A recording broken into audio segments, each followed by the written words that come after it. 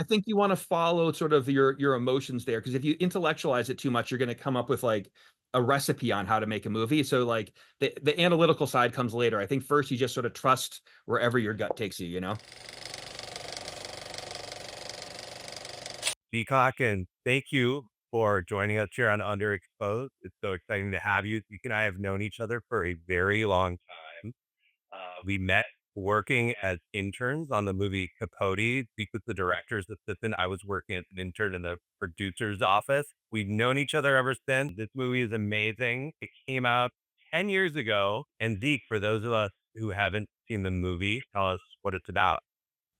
Well, Alex, good to see you, and thanks for having me. It's nice to have a host who's both brilliant and handsome. It's, it's overwhelming.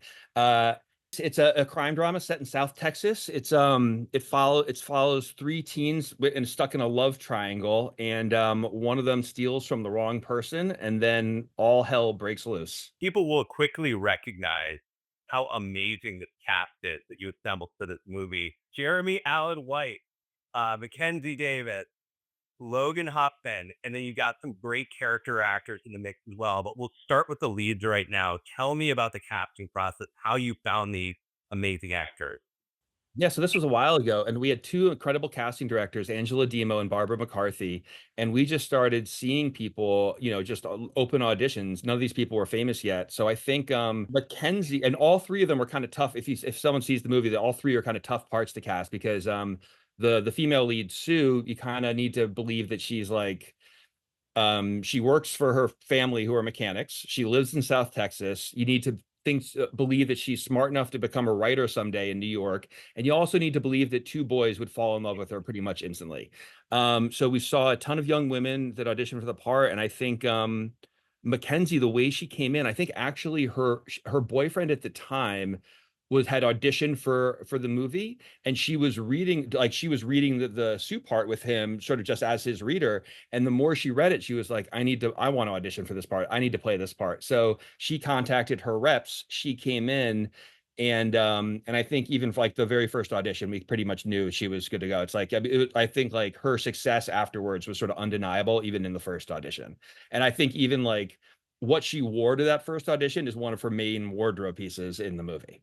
And then with Jeremy had done maybe one or two seasons of Shameless. I don't remember, but I had never seen Shameless at the time. And once again, he just came in for an audition. And the thing I would say he kind of had that was different than everyone else, we saw a number of really strong actors, but I'd say because it's a young role, most of the people we were seeing, they felt they were all sort of had been child actors, and they felt like that. Like I just had this feeling of like these people grew up in LA. They feel like they have an acting background. And I just remember when Jeremy walked in the room, I was like, oh, this kid could have grown up in South Texas. He could have been knocked around. He could have played some middle school football and gotten beaten up a little bit. I just sort of like believed him as both an incredibly talented actor, but also someone that could have actually grown up in this rural part of South Texas. And then Logan, once again, Logan had been the lead on a Fox network show. I think it was called it was like an alien invasion show or something, but I had never seen it. And Logan came in, and once again, that part BJ, what was so hard to cast was that it had to be someone who does pretty brutal things, but you also have to love him and care for him. And I think Logan had a quality where you understood his pain and his anger, but you also kind of loved him even when he did really, I mean, shitty things, and that was a tough thing to find. So all three of them were tough to find. And I think all the three actors we found were all uniquely right for those roles. I think so too. And it's a testament to your eye for acting. Let's go back a little bit further to like how you got into directing, what got you interested in directing in general, and then we'll talk about how you found this project. Yeah, I mean, I think I'd like anybody. I just loved movies so much, and when I got out of college, I just wanted to like have the experience of working on movies. And so I worked on two films. I worked on this movie called The Motel, which by a director who was directed by someone named Michael Kang. It was a Sundance film, and then I worked on Capote with you, and I worked for Bennett Miller.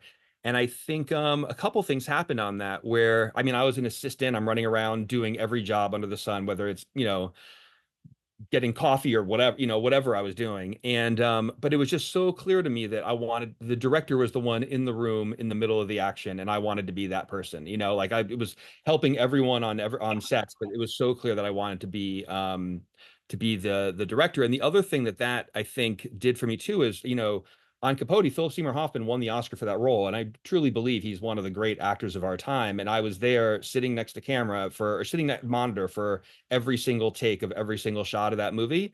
And so I think it really spoiled me to just, I have a feel, I sort of developed a feel for what real talent feels like, you know?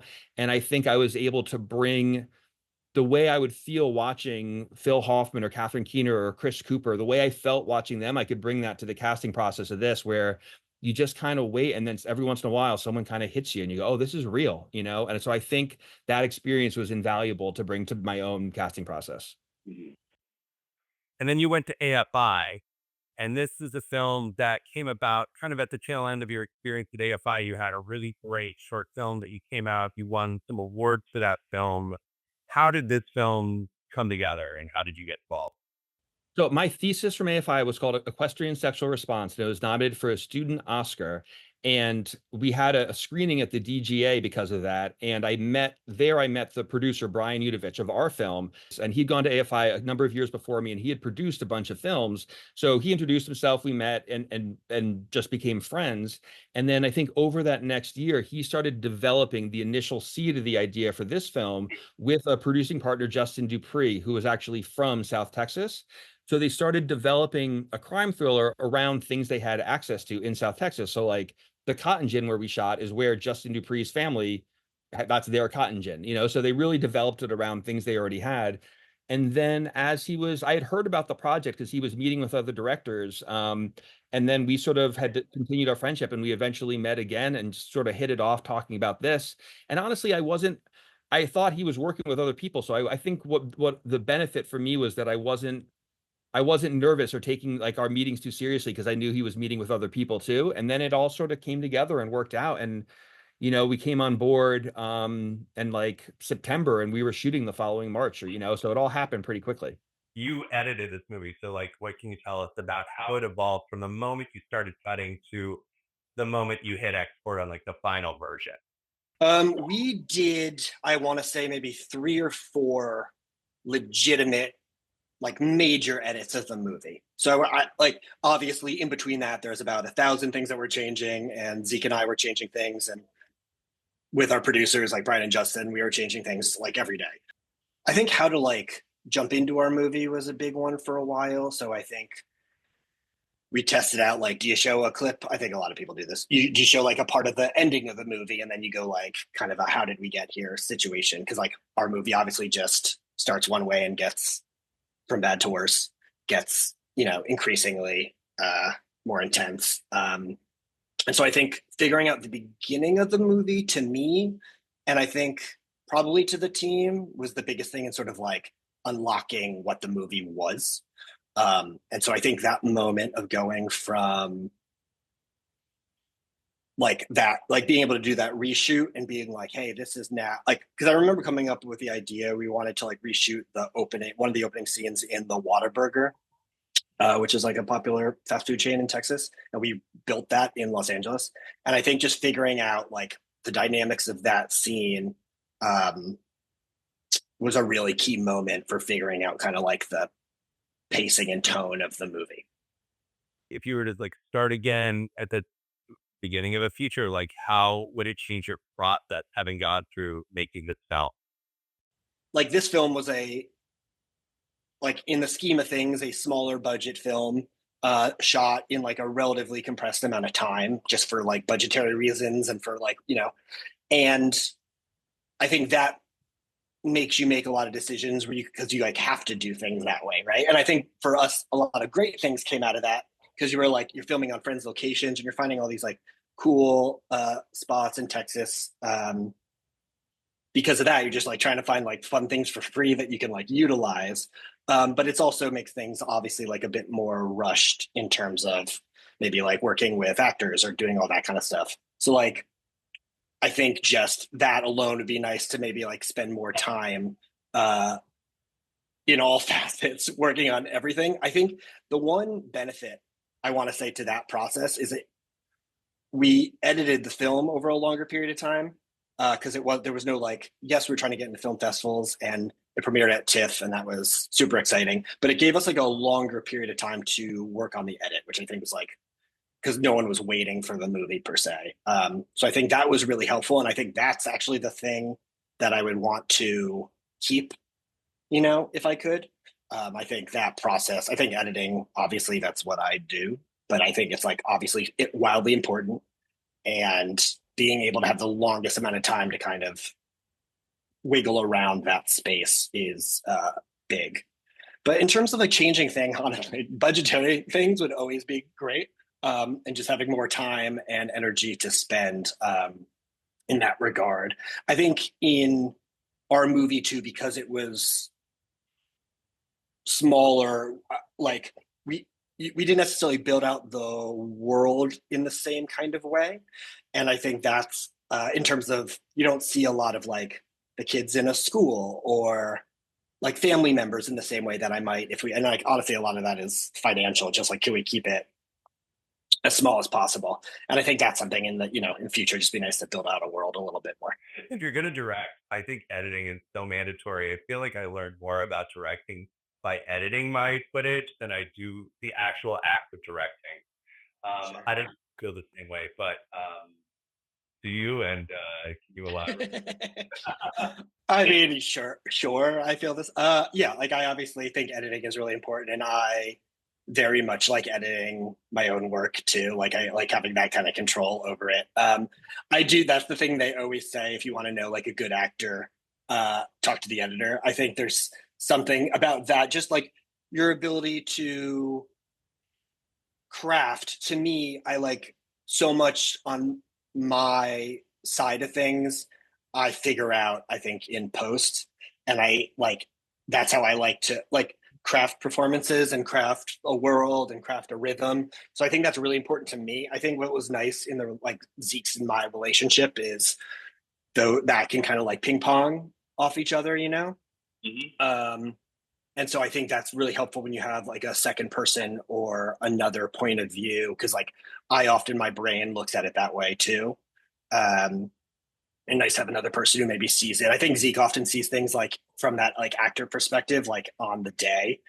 And I think that can be like really helpful together. Film has influences that it wears on its sleeve. Some people have noted it starts one of the first scenes you see is some of the characters literally talking about Jim Thompson book. What are some of the other influences that you brought to the party that you think um, helped create the vision for the film? Yeah, I mean, the truth is with Jim Thompson, I barely knew who he was as an author when I came onto this project. So like that was not my influence. I read a bunch of his books once we got involved, but I didn't really know his work beforehand.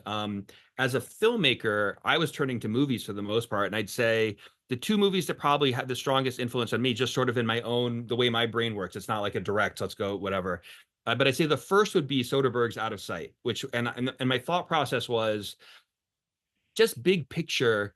I remember seeing the trailer for Out of Sight and thinking, "Oh, that looks like a silly crime movie with, this is a long time ago. George Clooney and Jennifer Lopez weren't making the George. I mean, George Clooney hadn't made great stuff yet, maybe." And I just thought, like, "Oh, this is sort of a silly crime movie." And then I saw it, and I was like, "Oh my God, this is like a legitimate work of art." And so, just in terms of like aspirational goals, I was thinking, okay, this is a teen love triangle crime thriller, but we can also aspire to make something that's really special and really push to make something that really resonates. And then more specifically with Out of Sight, the in when we made our first cut of the film, I think we knew we had some great stuff, but maybe it wasn't all totally working. And I think the thing we were missing was really building the chemistry between Mackenzie and Jeremy Allen White. And so I was actually watching just looking for ideas. I was watching the director's commentary for Out of Sight, and he was talking about how that famous trunk scene where Jack Foley and Karen Cisco meet for the first time, and it lasts for like 10 minutes or whatever. That then meeting once carries you through the whole rest of the film, that kind of chemistry. And I remember thinking, like, we got to do something like that. And so as reshoots, the whole opening Whataburger diner scene really was inspired by the trunk scene from Out of Sight. Um, and then I'd say another film in terms of like specific, like the specific visuals of the film, because this was the first time I'd ever worked on something where I came into it. It wasn't my idea originally, so it's not like I had it all totally in my head. We kind of had to like find it as we went along.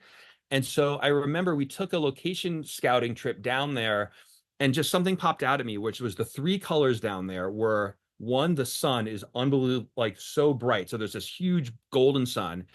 Two, the soil was so rich and brown. And three, I would have never guessed this, all the barns were painted this weird teal color. So I came home with just this idea of teal in my head. And so that kind of started becoming the color palette of our film a little bit.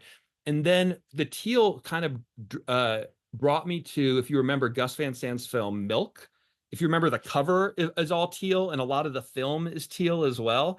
So I Yeah. just started watching like Milk over and over again. It was shot by Harris Savides. It's an incredibly beautifully shot film. And I would just watch it over and over again. And I was kind of trusting the movie gods, thinking like, I think the answers to our movie are in this film, you know?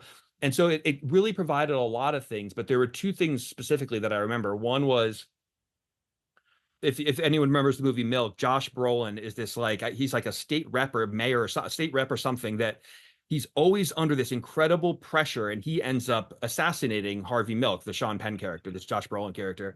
And the way they photograph him, they always give him a ton of headroom, so you can just feel him being like crushed by the world a little bit.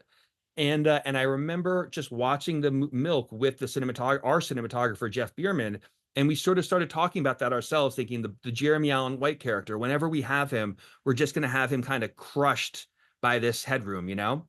And then another one, there's a scene in Milk where I believe it's Harvey Milk and James Franco, and one is like helping the other in a bathroom in front of a mirror, and you sort of see double of both of them. And it's a really, I don't know exactly what it means, but there's a double of both of them, and it's a really interesting thing. And we ended up just doing that exactly.